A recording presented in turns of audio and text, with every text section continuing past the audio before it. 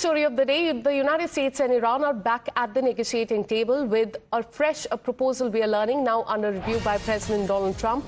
He has now confirmed that US has received a new offer from Iran aimed at ending the war, saying that he would comment only after going through that final wording. Now, reports from Iranian media show that Iran has put forward a 14-point plan through Pakistan. Remember, earlier this week, US had rejected an offer from Iran, accepting to reopen the Strait of Hormuz, but keeping the new talks for later. That proposal by Iran was rejected by Donald Trump. Now, despite that rejection, the back-channel talks are continuing, and a fragile 3-week ceasefire still hold is what we are learning so far. All right, let me go across to Matthew Wandham, senior journalist, joining us from the United States. Thanks so much for your time. How do you look at what is happening now in West Asia? Because there is a ceasefire in place, attacks are not happening, but there is no breakthrough. In the latest, we're learning that Trump has said that he will be going through a new offer that that Iran has now offered. Well, based upon Donald Trump's social media post on Truth Social, it sounds like he is not expecting very much from the Iranians. He is not expecting that they will apparently that they will agree to, American demands. Right now, the main sticking point, as I understand it, between the U.S. and Iran is over Iran's nuclear ambitions. Iran wants to build a nuclear weapon. It wants to continue enriching uranium and using it for such a weapon, and the United States is dead set against that, and has said absolutely you may not use uranium to build a nuclear weapon. And I cannot. I think that Trump is telegraphing what the Iranians are actually going to say, because the Iranians really have their heart set on developing a nuclear weapon. So I cannot imagine that they would be willing to bargain away their ability to do that unless they were extremely desperate. And, Iran is in bad shape at the moment, but I don't think they're so desperate that they want to give up their main objective, which is to hang on to the enriched uranium and build nuclear weapons. So Donald Trump seems to be saying, I don't expect very much, and I don't expect to be sympathetic to whatever it is that Iran is going to offer. Absolutely. And at this point in time, the situation is quite concerning, because both the sides now are saying that they are on standby for a return to war. So do you think, because other experts also believe that this has now turned into a frozen conflict, do you agree with that?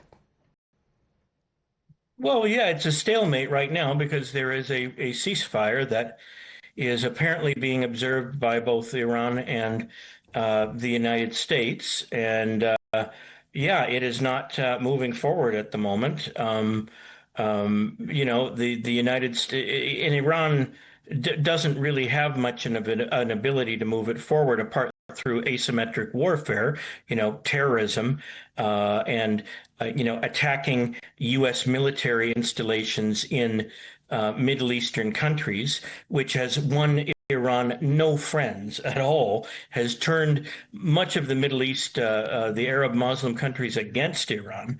So Iran really doesn't have very much. Iran doesn't have an air force. Iran doesn't have a Navy.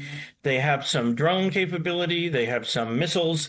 They still have their fast boats, their little speed boats, but those don't threaten the United States Navy, the mightiest nation, the mightiest Navy in the entire world.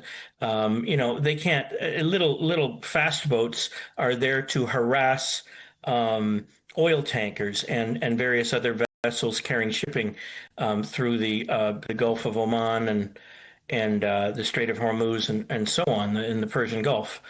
So Iran really doesn't have a lot of cards to play here, because I just don't think they're going to give up the things that are important to them, and that is enriching uranium and building nuclear weapons. Absolutely, because both the sides are not willing to give up. As far as Iran is concerned, they had earlier this week mentioned that they are ready to reopen the Strait of Hormuz, but the condition is that the talks on nuclear, the uranium enrichment there, that would be held later. Stay on with us. We have a reaction coming in from Donald Trump. In fact, amid the Iran-US the war that is going on, a reaction is coming from Trump. He has teased his likely return to Iran strikes, saying that action is possible if Iran misbehaves. He has kept the military options also open, saying that, and I quote, if they do something bad, we will see. He has said that restarting strikes is a big possibility. So Donald Trump saying that he may restart the war in Iran if the country misbehaves. Listen in.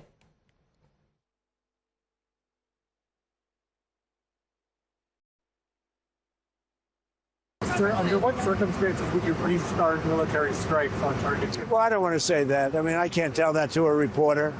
If they misbehave, if they do something bad, but right now, we'll see. But, you know, it's a possibility that could happen, certainly. Mr. Matthew, how do you look at the statement that is now coming from Donald Trump? He has once again said that there is a possibility that there could be military buildup in Iran, in and around that area once again, and he could strike Iran once again if the country misbehaves. Your take on this? Well, it sounds like that's consistent with his Truth Social post, and with his general expressions of pessimism in recent days about the state of U.S.-Iran peace negotiations. So, yeah, it sounds like he's threatening to escalate or to resume the war, and that he wants to have the option of moving forward with continued attacks against Iranian targets. That's what it sounds like to me. So that is as far as the war in Iran is concerned. Remains to be seen how that really pans out in the coming days. Thank you so much, Mr. Matthew, for getting us all those perspectives on that story.